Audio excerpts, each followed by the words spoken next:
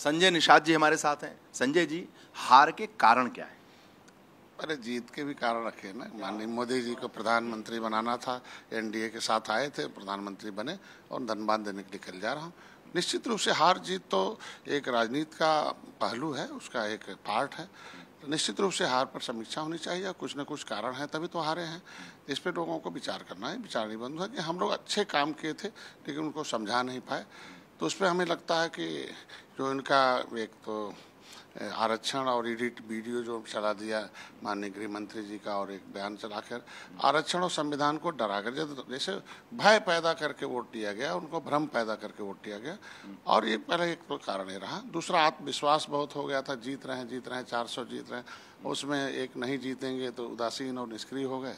और कुछ जगहों पर आपस में जो है तालमेल नहीं मिला। इसकी वजह से आपको लगता है कि जो सिर्फ टोगल थी, आपसी कलह था, एक दूसरे को नीचा दिखाने की जो प्रवृत्ति थी, उसकी वजह से भी हार हुई है? अब हमारे यहाँ तो भाई देखो, भारतीय जनता पार्टी, निषाद पार्टी के कार्यकर्ता जगह जगह पर वोट किए हैं, तभी तो 4 लाख 6 हजार। ठीक है, लेकिन आपको लगता है कि बीजेपी के बीच में जो आपसी अंतरकलह है, जो गुटबाजी है, आपसी सिर्फ टोगल है, एक दूसरे को नीचा दिखाने की प्रवृत्ति है, इसका भी असर हुआ है कार्यकर्ताओं में, मतदाताओं पर? देखिए, सुना जा रहा है, लेकिन हमारे यहाँ तो भाई देखो, अब जहाँ तक हम गए हैं वहाँ बीजेपी और निषाद पार्टी के कार्यकर्ताओं में तालमेल अच्छा था और अच्छा चुनाव लड़ा, तभी हम लोग इतना जीते। आपने हमारे इंटरव्यू में ही कहा भी कि हाँ, आपसी जो कलह है उसका भी असर। निश्चित रूप से कुछ जगह तालमेल कमी होने की वजह से तो दूसरा फायदा उठाता है कि अगर तालमेल रहता तो शायद हम लोग उस जो अच्छाई थी, जो हमारे जो काम किया था मोदी जी ने, योगी जी ने, उसे हम उस धरातल पर पहुँचा देते तो वोटर भ्रम और उसमें जो है वो कामयाब नहीं होते उनको बहकाने में। तो ये जो कलह है, इसके पीछे क्या कारण मानते? अब देखो, कुछ लोगों के निजी कारण होते हैं तो उनको क्या बदला जा सकता है। कुछ तो सिग्नेचर और नेचर नहीं बदलता है, ये देखा जाए तो इसको ध्यान में रखते हुए राजनीति में कदम रखना पड़ता है। आपको लगता है कि ओम प्रकाश राजभर और बहुत सारे ऐसे नेता जिनका बड़बोलापन भी नुकसान कर गया?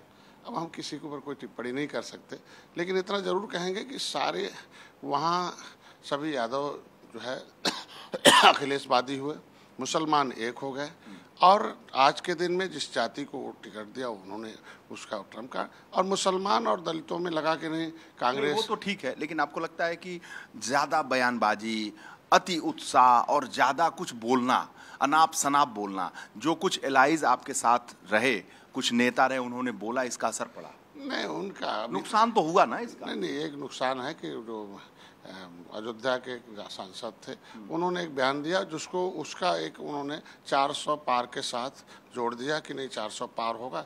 400 पार इस देश को भ्रष्टाचार से मिटाना था, देश को विश्व गुरु बनाने के लिए आज मोदी जी प्रधानमंत्री बने। आपको लगता है कि अयोध्या के सांसद ने जो बयान दिया संविधान को लेकर, आरक्षण को लेकर, उसका भारी नुकसान? निश्चित रूप से किन स्थितियों में दिया था, लेकिन वो उसको जो है उन लोगों ने कैश कराया।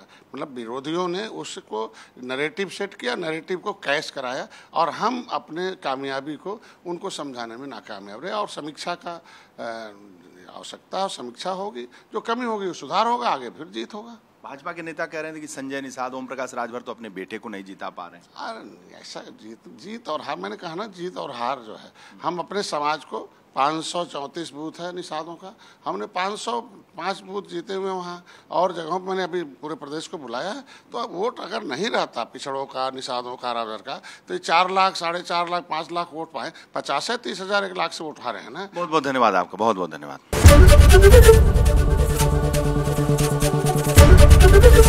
एबीपी गंगा, खबर आपकी, जुबान आपकी।